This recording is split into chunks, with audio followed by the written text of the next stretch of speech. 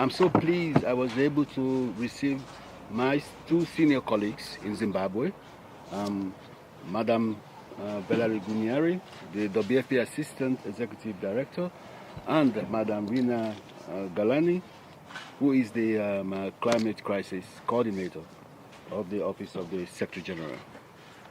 This has been a very important mission for the United Nations system in Zimbabwe, following the declaration of a natural disaster by the President, Dr. Emerson Mnangagwa, and closely followed by the efforts of the UN system to develop what we call a flash appeal to be able to complement the efforts of the government of Zimbabwe to address the impact of the El Niño crisis in Zimbabwe.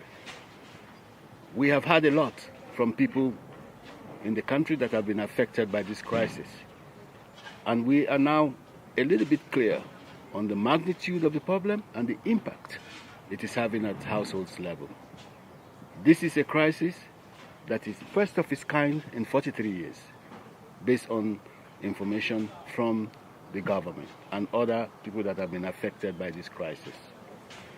It's a crisis that requires investment, not only in addressing the current relief requirement, but also investing in medium and longer term development support that the government will need to be able to cope with the impact of climate change and El Niño in general. Our flash appeal was asking for $430 million to assist 3.1 million people. We have received some contribution from member states, but we are still far, far behind our target of being able to mobilize these resources to meet the needs at hand. So this is an opportunity for me, with my senior colleagues, to give an overview to the world on where Zimbabwe is at this crossroad, what needs to be done, and we call on the international community to come to the aid of the people of Zimbabwe in addressing the impact of the crisis. They had a very clear objective from the beginning of this mission, and that was to have a clear understanding of the impact of this crisis and also provide them with the information they need to advocate for increased awareness on the impact of the crisis and also mobilize resources to complement the effort of the government. So I'm really happy that we're able to do this at this point in time, and I will now call on my colleagues to give you a quick overview of their perceptions and perspectives of what they have been able to see in the last 2 days. Thank you very much. Great. Thank you. Thank you.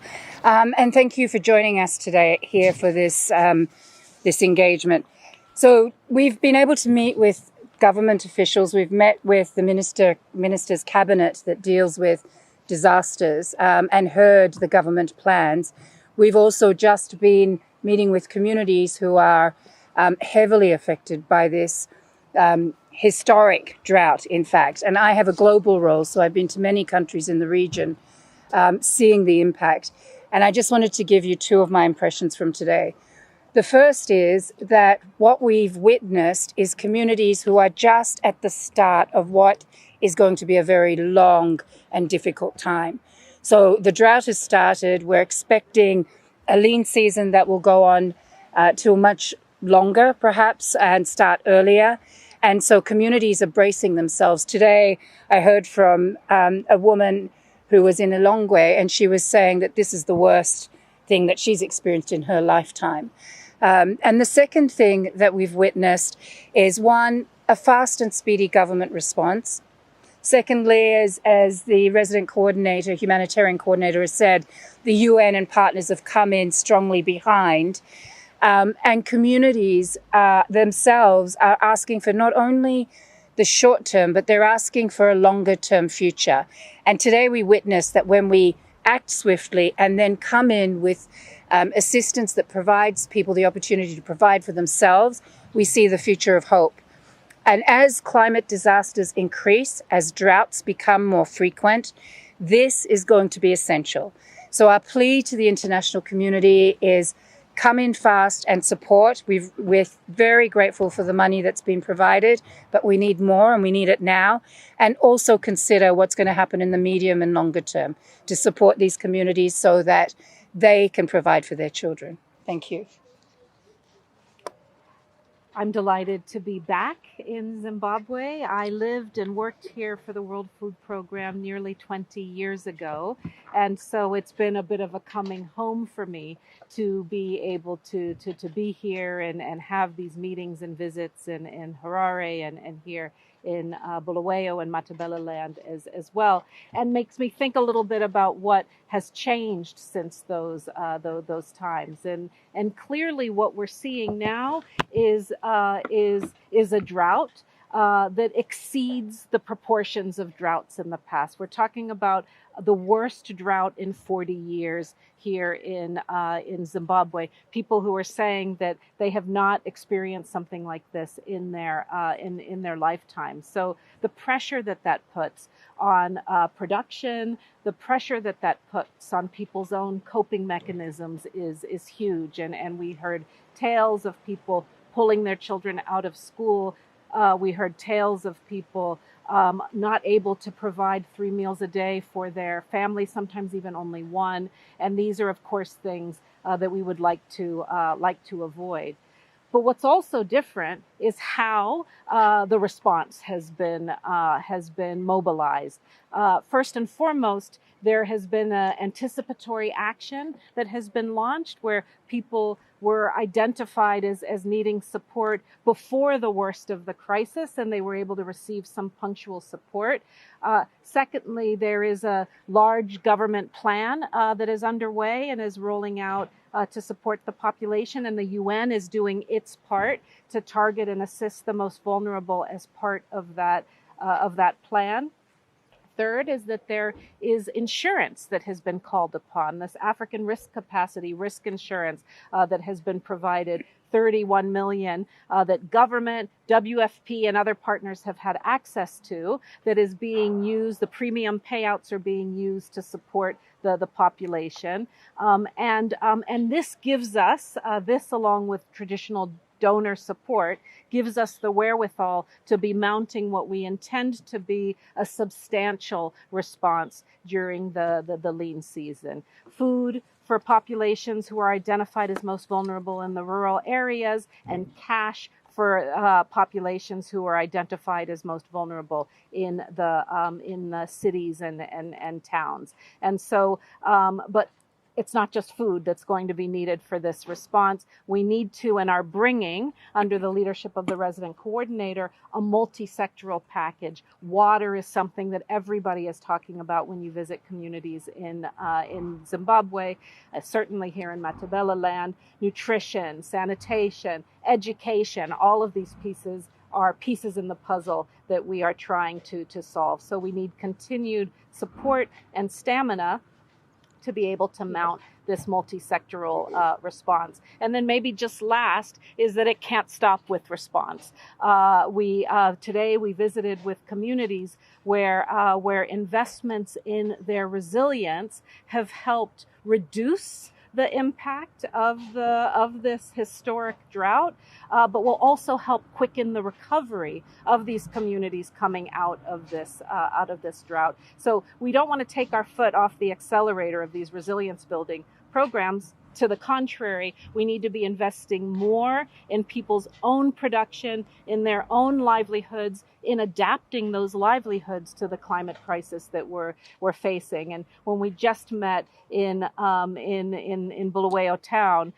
with these amazing young women who were telling us, with a small investment, some 50 chickens, some small amounts of money, they've been able to develop and start to grow a business that is not only feeding themselves and their families, but enabling them to sell, grow their income, and start to really have excitement and hope for the future. So this is what we want in Zimbabwe. It's what we want across Southern Africa, but it's really nice to see these sort of seeds of progress here in Zimbabwe, and we really want to be coming behind that to really make it grow. We've just seen the hottest year ever, and the worst impacts are being seen in countries that have had the least cause of this climate change. Africa continent being one of those regions. Africa has only produced less than 4% of greenhouse gas emissions, and yet you can see here in Zimbabwe and then in these southern African countries, massive impact. The climate crisis is here today. So my message is we don't have time to wait. We need to urgently be investing in communities and supporting governments on not only mitigating the climate crisis, reducing emissions, but also, because it's here today, helping communities to adapt to the changes that we're seeing.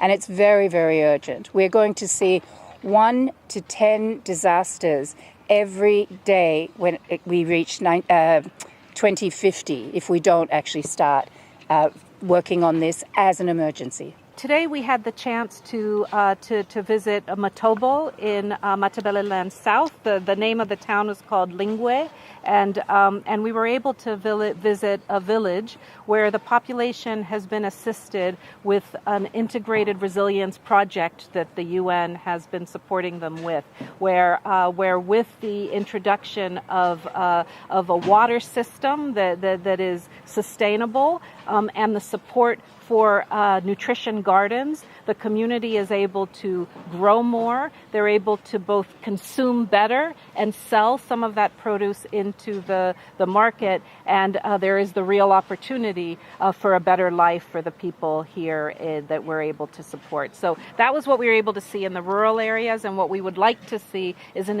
expansion of these kind of resilience projects, not just across Matabeleland, but across all areas of Zimbabwe. And we have many examples of these really strong integrated resilience projects that are working very, very well.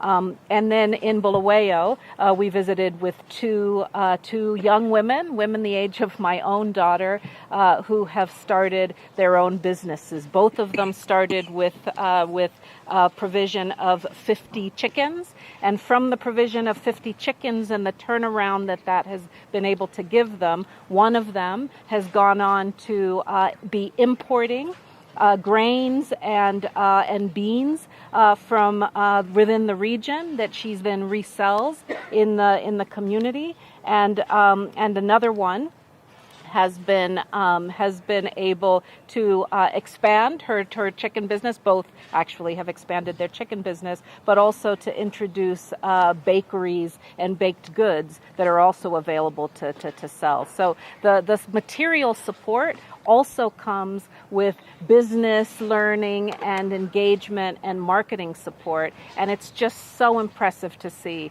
what these young women are able to do. And frankly, we came across with the sense that they are just unstoppable in their dreams for the future. And that's what we want to be investing in Zimbabwe. On your question about migration and climate, that's a really good question. So as we all can imagine, no one wants to leave their home. They want to stay with their communities. But if you cannot grow food and feed yourself, if you cannot provide for your family because of the weather disasters or more disasters coming where you're forced to flee because of a cyclone, hurricane, etc., then people are forced to move in search of safety or food income. And what the estimates are that by 2050, if we continue at the pace we're going of seeing lands that are no longer usable for agriculture, or sea levels rising and communities being displaced, we could see up to 80 million people migrate to find safety. So it's a huge number. So I guess the message there is also, it makes sense to invest now. It is going to be cheaper and create much, much better futures for people and cause less suffering. Whatever the United Nations has appealed for is a fraction of what the government projected as a need to respond to the drought disaster in Zimbabwe. We are not in any way competing with the government on this request, but rather the UN support is complementing the efforts of the government. Our response is short-term, multi-sectoral, response to address the immediate needs of vulnerability of people that have been affected by the drought. At the same time, trying to work with the government to see what we can do to support them to build resilience among affected communities.